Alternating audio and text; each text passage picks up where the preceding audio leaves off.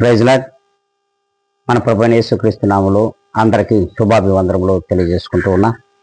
ఈ దినం దేవుడు మనకిచ్చిన గొప్ప వాగ్దానము, అది ఇర్మియా గ్రంథము 31వ అధ్యాయము 17వ లేఖనం. రాబో కాలం నందు మీకు మేలు కలుగును. దేవుడు మనందరితో కూడా ఈ దినం మాట్లాడుతూ ఉన్నాడు.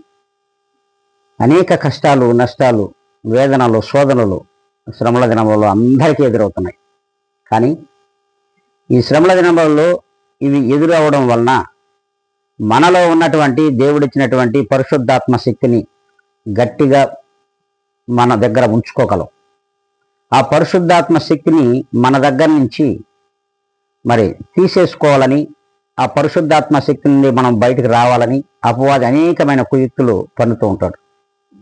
కనుక ఈ శ్రమల దినములలో ప్రతి ఒక్కరూ కూడా ఆలోచించవలసిన విషయం, రాబో కాలం నందు మీకు మేలైతే కలుగుతుంది కానీ నష్టమైతే కలుగుదు.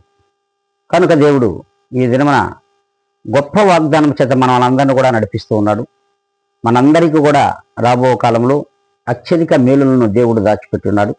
ఆ మేలుల కొరకు మనందరం ఏకీభవించి ఈ దినం ప్రార్థన చేద్దాం. అందరూ తల్ల వంచాలి, కళ్ళు మూసుకోవాలి.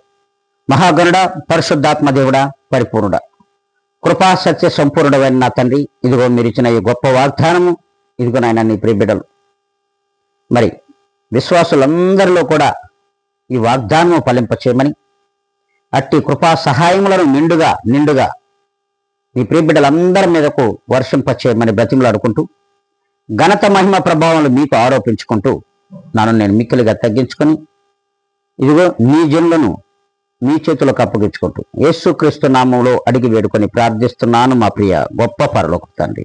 ఆమేన్.